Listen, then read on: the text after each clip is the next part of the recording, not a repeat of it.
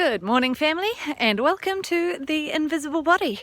I hope this video finds you well, but if it doesn't, please let us know so we can pray for you and be with you in whatever pain and suffering that you are in. Together, we are the body, so let us be there for you. I have been thinking recently about the difference between emotional and intelligent relationship with God. Let me put it this way, kind of a good analogy that I think is good. I came up with it. It probably has flaws. Is the idea of getting in an argument with somebody.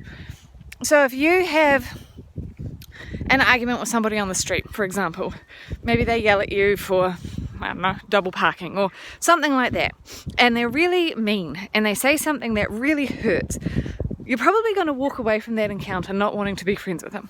You're not going to want to know them. You're not going to want to like them. You're not going to want to spend any time with them. You're going to probably hold on to that kind of like, how dare they say that to me, for quite some time. As opposed to having an argument with somebody that you know and respect and love.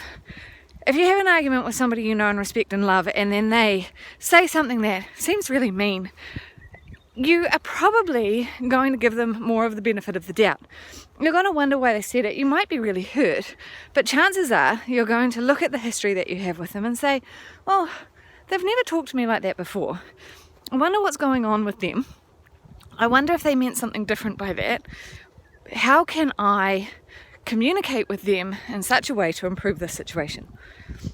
And I've been thinking about that in terms of a relationship with God.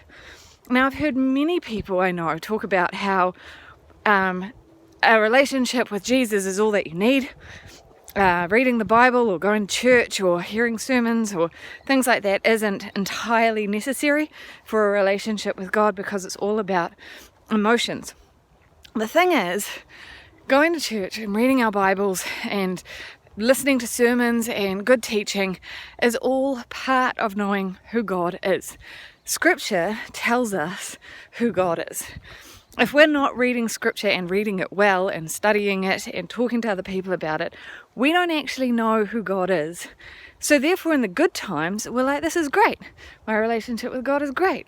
Life is going well. Things are great. But then if something bad happens, you get sick, someone you know dies, you lose your house, you lose your job, you get COVID, a war breaks out in your country, and you only have that emotional relationship with Jesus, then you're going to end up not really knowing who God is and wondering a heck of a lot about how could he have let this happen to me. That's where a lot of anger and resentment and oftentimes people walk away from their faith in that moment. I have seen it happen over and over again where people go, why would a God be so cruel? It's like that argument with somebody they don't know. Something has happened, they don't understand it, they don't know who this person is, they don't know why they would say that, but because they haven't taken the time to get to know them, they write them off and say, well, I don't even want a relationship with that person. Whereas if they had taken the time to have an emotional relationship, yes, but also to study and to have an intelligent, cognitive relationship with God as well, then you're going to have more time to go, well, I know that God isn't like this. I know that scriptures tell me something very different about God. So therefore, I need to press into my relationship with him in order to figure out what is going on and to hold on to the truth of who I know God to be. It's like that argument with a friend. You have an argument with a friend and you're going to give them the benefit of the doubt. You're going to give them the time to work through whatever argument you've been having. It's the same with God. I'm not saying that we're in an argument with God, but sometimes, I've definitely been in arguments with God. But knowing what his truth is through scripture, knowing the promises that he has given me and given all of us, knowing what he went through to save us, then in those really difficult times when my emotions are saying this is cruel, this is unjust, this is unfair, I have something bigger. I have a truth to hold on to that is scriptural, that is not simply emotional. And that means that faith does not waver. It's like the man who built his house upon a rock. We all know the story. A wise man built his house upon a rock, on the sand, first of all. The rain came down, the floods came up, and the house on the sand fell over. Or the wise man built his house upon a rock, and the rains came down and the floods came up, and the house on the rock stood firm.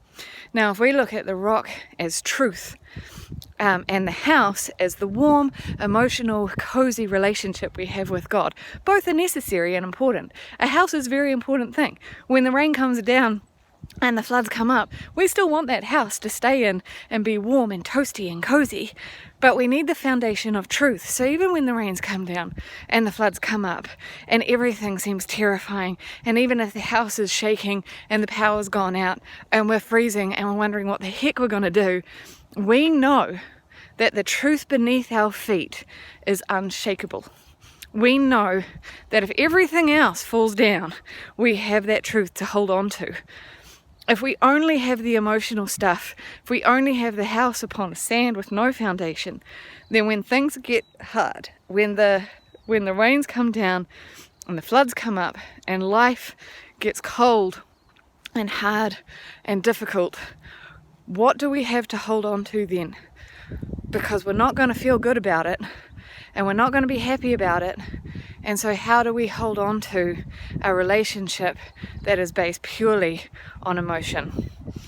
So friends, family, I ask you today, if you have a relationship with Jesus, which is a fantastic and wonderful thing, I ask you to press into Scripture, to listen to good teaching, to meet with other people, so that you can grow in your relationship with God in a way that will be unshakable, because that is the truth that will get us through everything, and that is the true depth and joy and amazingness of a relationship with God.